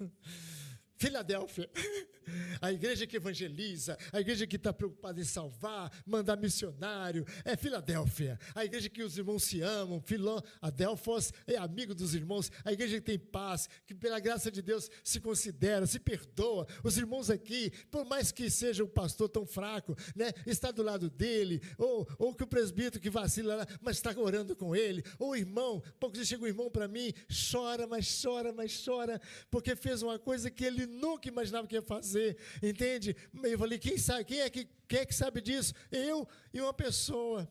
Eu disse, você está arrependido? Estou, entende? Lá em Niterói, o irmão, não, é em Niterói, não, perdoa-me.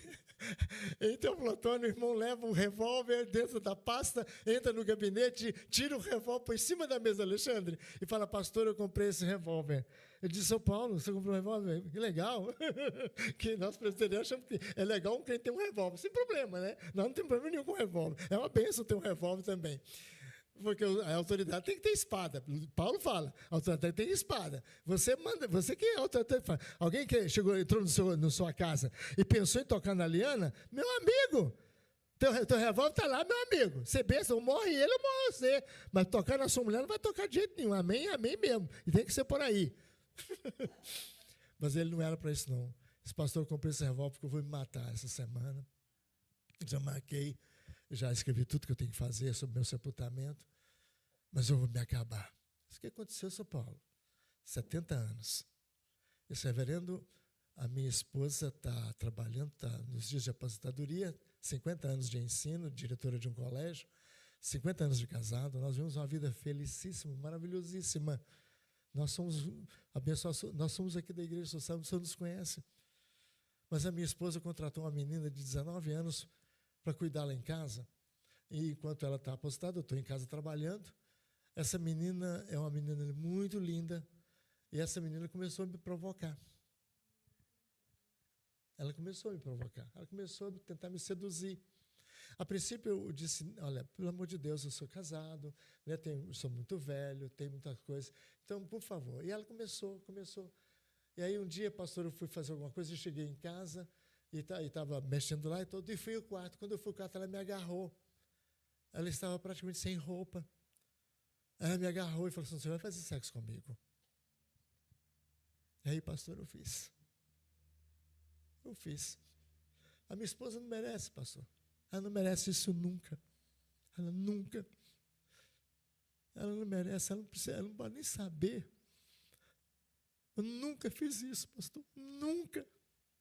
Então eu vou me matar, reverendo. Eu vou destruir a minha vida porque eu sou uma desgraça muito grande.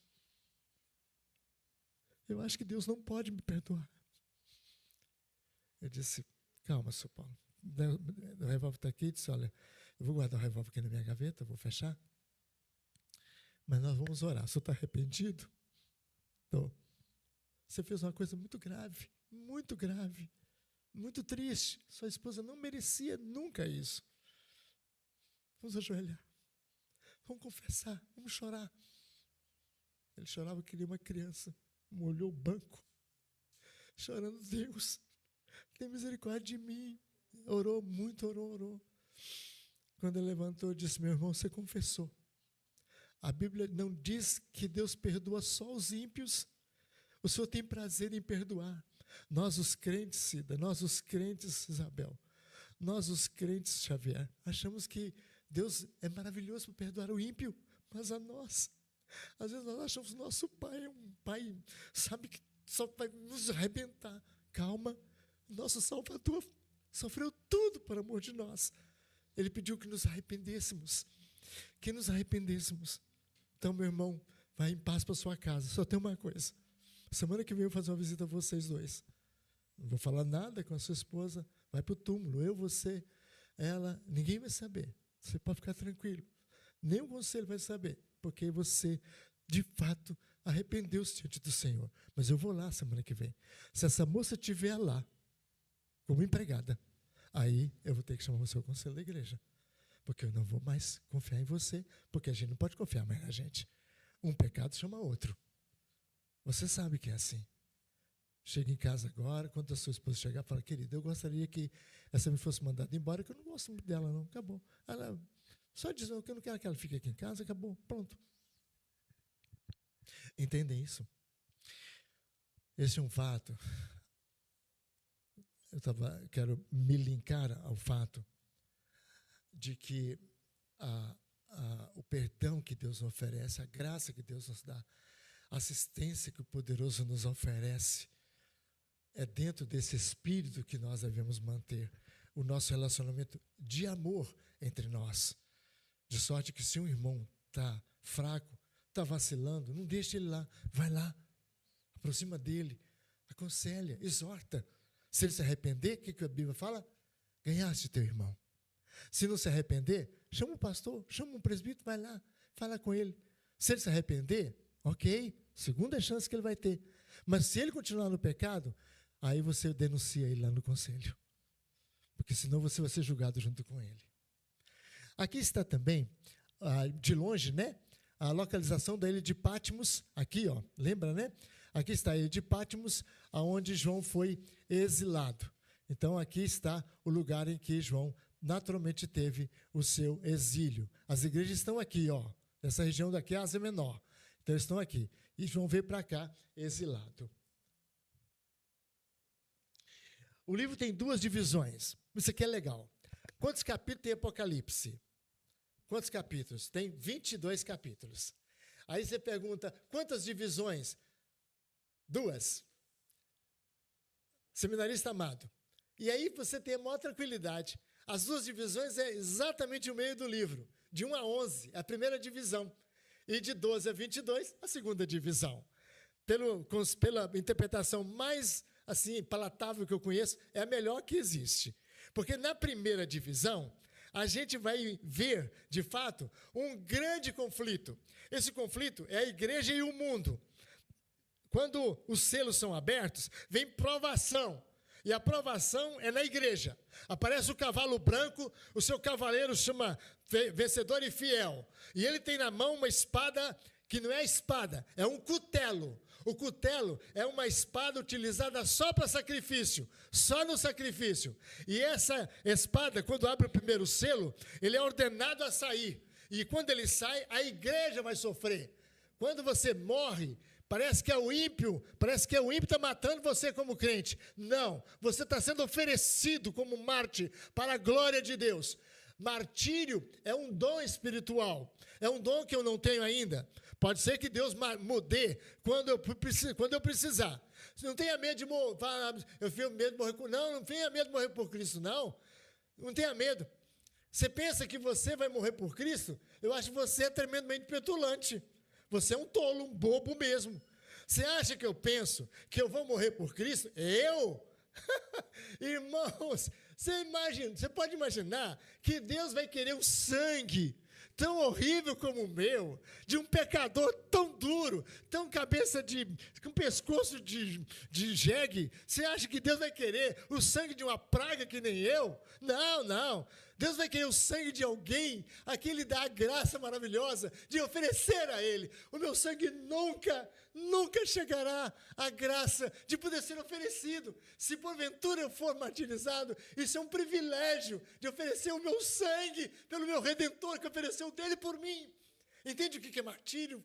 Você entendeu agora o que é martírio? Martírio é glória. Você vê aqueles crentes sendo degolados ali, você dá um calafrio. Você acha ruim? Sim. Eu também acho.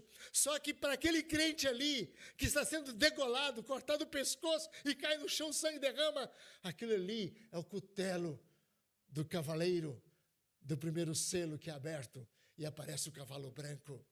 A igreja no selo sofre. A igreja no selo, ela padece. Então, a gente tem esse primeiro quadro lá, né? Então, há 2 divisões, de 1 a 11, então a primeira. Em seguida vem a trombeta. A trombeta vai tocar. A trombeta agora não é a igreja sofre, mas a igreja está vendo o que está acontecendo. Caiu um avião lá, morreu 300 pessoas, 200 pessoas. Querido, a trombeta tocou. Por quê? Porque só morreram eles. Amanhã você vai morrer também. Quando derramar o cálice, você vai morrer.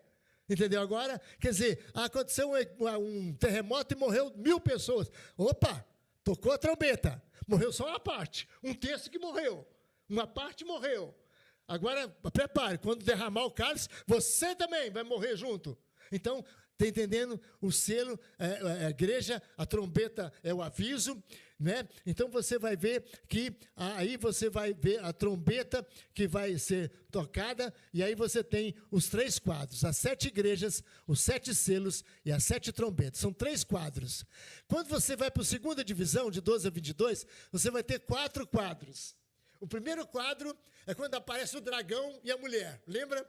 Agora o dragão e a mulher. Agora você vai ver o pano de fundo. No primeiro estava a igreja e o mundo no maior conflito. E agora você vai ver o pano de fundo. Quer dizer, na frente você está vendo a igreja e o mundo num confronto. Aí por trás você vai ver que esse confronto, essa luta, é porque tem atrás o dragão e Cristo. O dragão e Cristo. Então, por trás dessa luta, está o dragão e Jesus, Satanás e o Senhor, lutando. E a igreja na frente é apenas o reflexo dessa luta. Então, a segunda parte, aparece o dragão. Em seguida que aparece o dragão, aparece também a besta que emerge do mar e a besta que emerge da terra. Aí vem, nós chamamos o quinto quadro. Entende? O quinto quadro aparece. E então, a besta que emerge do mar, né, é a besta que emerge dos povos, né, o governo, né? A besta que elege da terra, a segunda besta, é a besta da concília, é o poder que é dado para poder de fato fazer o imperador ser o tal. Tudo isso está conectado com Roma, sem dúvida, mas também isso está jogado à frente quando de fato os poderes do mundo se associam contra a igreja do Senhor, mostrando a luta de Cristo com Satanás. Aí vem o sexto quadro. Quando vem o sexto quadro, é os cálices derramados.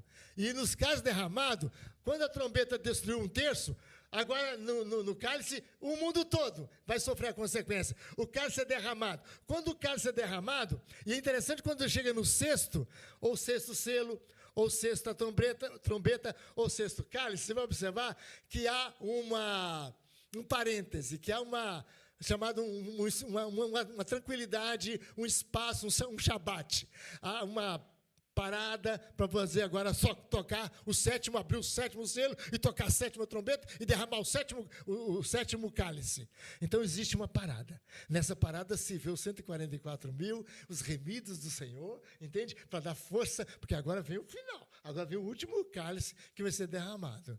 E agora é muito interessante que nesse quadro, quando o último cálice é derramado, então entra o juízo também. Em cada quadro vem o juízo também, mas o juízo agora é um juízo tremendo. Só que antes desse juízo, e já na iminência desse juízo, aparece o sexto quadro, na companhia do sexto quadro, a grande meretriz, a Babilônia.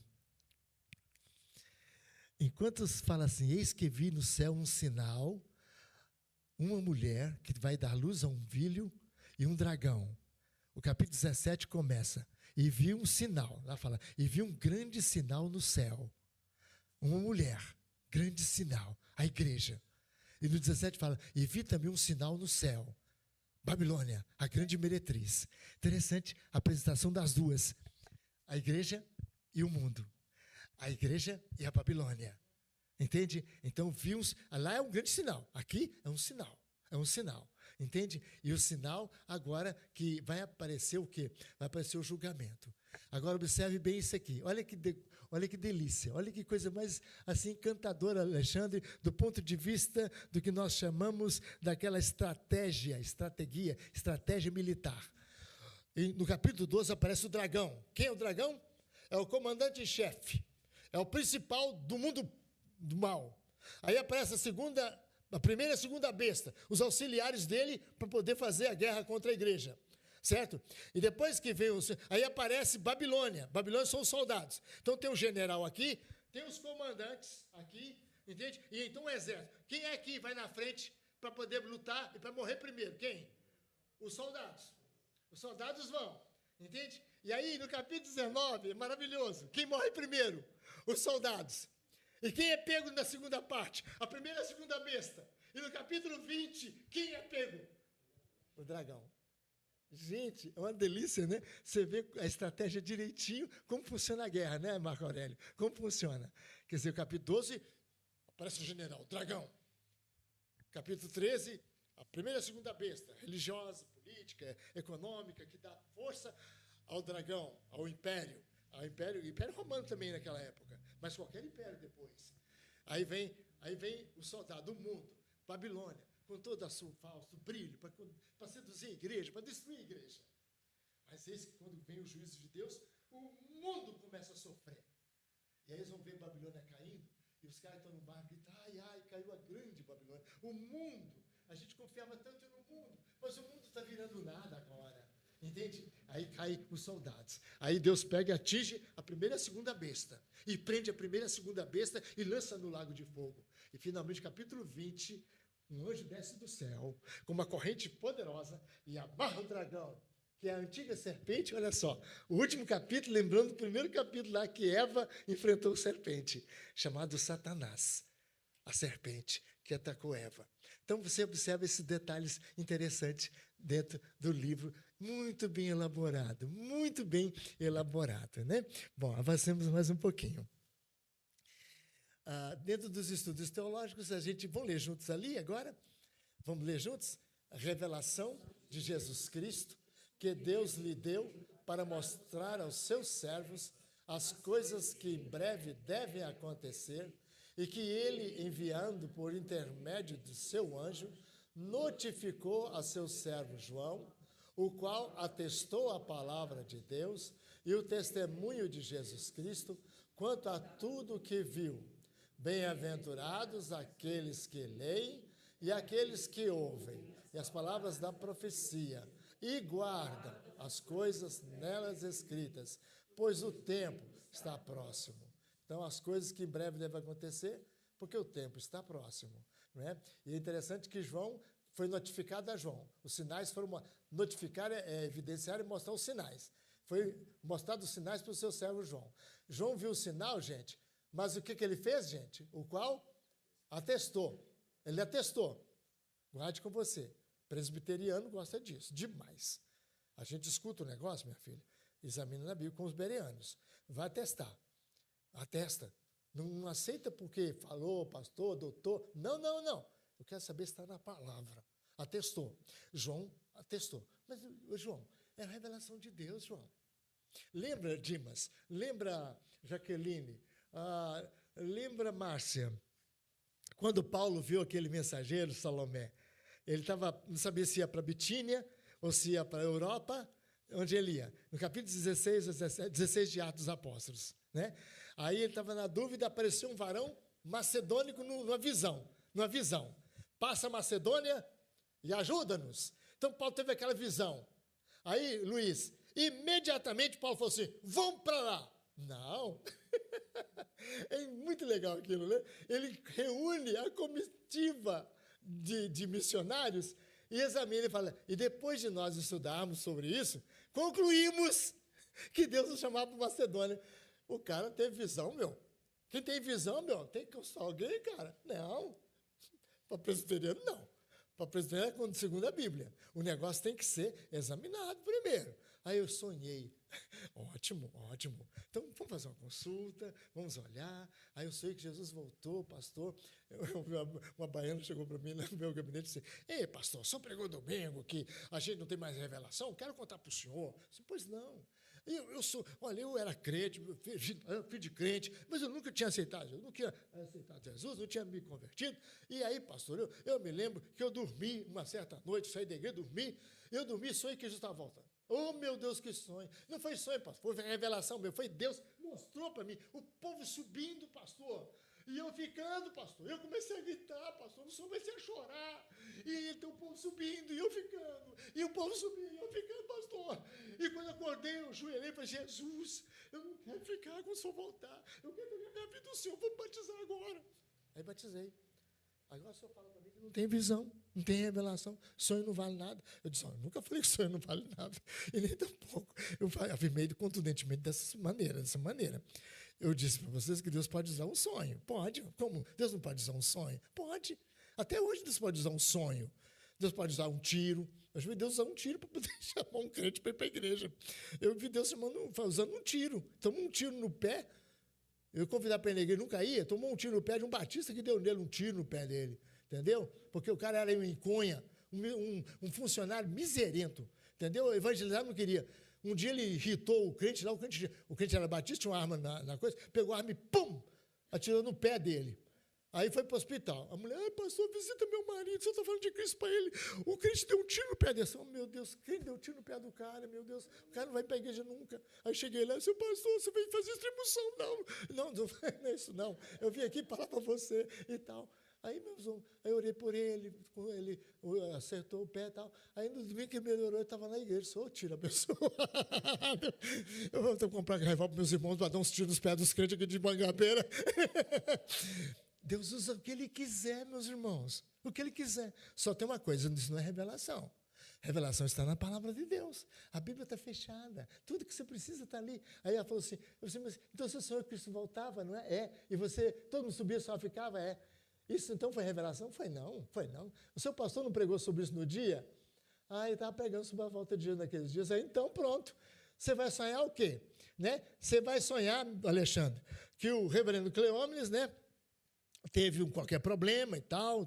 Aí você pode ter falado: sonhei e tal, problema nenhum. Tá, tudo bem, sonhou que você é meu amigo, está preocupado comigo, aleluia, glória a Deus, meu irmão, tudo bem, sem problema. Agora eu pergunto: você vai sonhar com o Shem então, lá da Índia, da China? Você vai sonhar com ele, porventura? Não, meu irmão, não. Você vai sonhar com aquilo que é o seu ramerrão, está perto de você. Então, o fato de você sonhar é muito ligado estritamente à sua vivência ali. Então, a gente tem que ter cuidado. E quando Paulo vê o missionário, a chamada missionária, ele consulta. E quando João recebe a revelação, o que ele faz? O que ele faz? Eu atestei, eu fui lá, fui olhar. Você se chamou? Você, Bia, que chamou, querida? Não, nem você? Tá, obrigado. Ótimo. As duas divisões do livro, gente. Aliás, deixa eu voltar aqui, só para um detalhe. Não.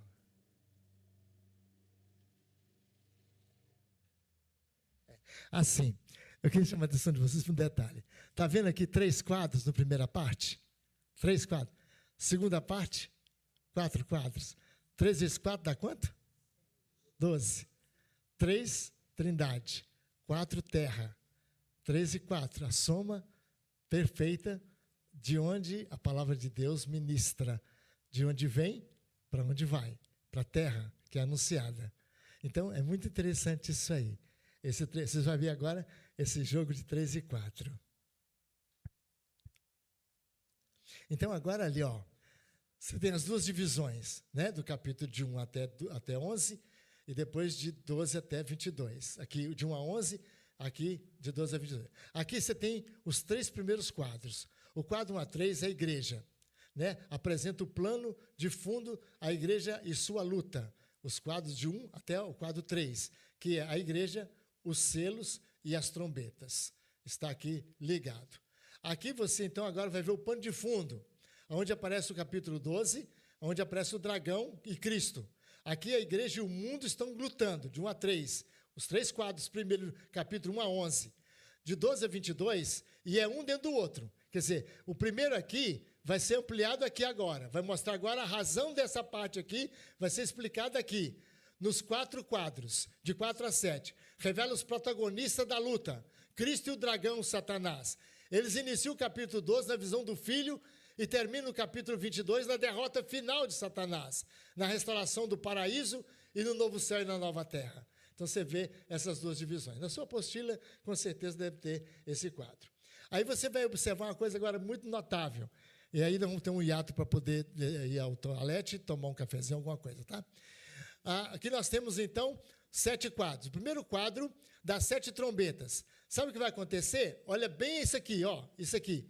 Ela vai terminar no juízo do trono, tá? Do capítulo 4 e 5. Então, o primeiro quadro, de 1 a 5, vai terminar com o juízo do trono, onde, de fato, você vai ver ali Cristo sentado no trono, com o livro, Deus sentado com o livro vai ser aberto, não é? E ali você vê que o juízo agora vai ser feito pelo livro aberto. O segundo quadro, né? Então você vai ver do 6 a 15 em diante, que é o quadro da abertura dos selos. Capítulo 6 e 7 é o segundo quadro. O terceiro quadro é do capítulo 8 a 11, que é o da trombeta. Aqui também termina com juízo. Aqui, ó, o quadro que é comparado aqui das 7 selos, termina no juízo, do capítulo 6, 15. Alguém podia até ler para a gente? O Luiz é tão bom para me ajudar nisso, Luiz, querido. Você pode ver para mim? Vamos ver o segundo. Vamos ver o primeiro quadro, já disse, né? É o quadro das 7 igrejas que termina no juízo ali, no capítulo 5 do trono. Você lembra do trono, né? Do livro selado com 7 selos. Então termina no juízo do trono. Agora, capítulo 6, Luiz, 15 e 17.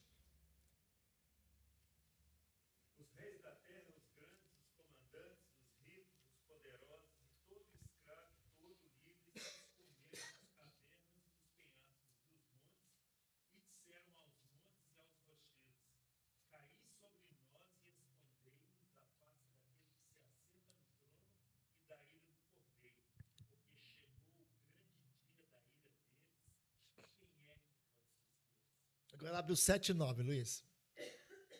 Capítulo 7, versículo 9. Depois dessas coisas, vi e eis grande multidão que ninguém podia enumerar. Todas as nações, tribos, povos e línguas, em pé diante do trono e diante do Cordeiro, vestido de vestiduras brancas com palmas nas mãos. Então estão diante do trono, juízo outra vez. Agora o terceiro quadro, que é o quadro das trombetas, termina também com o juízo. Luiz, continua, 11 e 18. Terceiro quadro das trombetas. 7 trombetas. Na verdade, as nações se enfureceram. Chegou, porém, a tua ira e o tempo determinado para serem julgados os mortos, para se dar o galardão aos teus servos, os profetas, aos santos e aos que temem o teu nome, tanto aos pequenos como aos grandes. Terminou em juízo. Para destruir os que destroem a terra. Isso, juízo também. Então, observando em cada quadro, vai terminar com juízo. O quarto quadro, Luiz, 14 e 15, que é o quadro agora que você vai observar da mulher e do dragão. 14 e 15. Outro anjo saiu do santuário gritando em grande voz para aquele que se achava sentado sobre a nuvem: toma tua foice e ceifa, pois chegou a hora de ceifar, visto que a seara da terra já amadureceu. Maravilha! Ceifar significa a parte final, quando vai separar o trigo da palha. O quinto quadro, né, é o capítulo 15 e 16, do derramamento das taças. Termina com juízo, no capítulo 16, 19 e 20. Por favor, Luiz. 16, 19 e 20. E a grande cidade se dividiu em 3 partes e caíram as cidades das nações. E lembrou-se Deus da grande Babilônia para dar-lhe um cálice do vinho de votação a ele. Todas as ilhas fugiram e os montes não foram achados. Também desabou do céu sobre os homens grande saraivá, com pedras que pesavam cerca de 1 talento. E por causa do flagelo da chuva de pedras, os homens blasfemaram de Deus, porquanto Outra vez o flagelo, você lembra que Deus puniu o Egito, julgamento.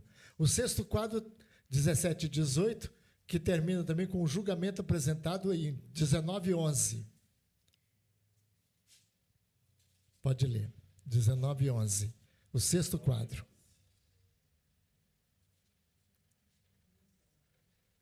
Viu o céu aberto, e eis o cavalo branco, seu cavaleiro se chama fiel e verdadeiro, e julga e peleja com justiça. Isso, julgamento. O sétimo quadro, maravilhoso agora. É o último quadro, o grande juízo do trono branco e o novo céu e a nova terra que chegam. 20 e 11, Luiz. Viu um grande trono branco e aquele que nele se assenta, de cuja presença fugiram a terra e o céu, e não se achou lugar para eles. Foi tão tremendo o trono branco. Então você está observando, cada quadro termina com juízo. Cada quadro termina com juízo. Vamos parar um pouquinho? 5 minutos?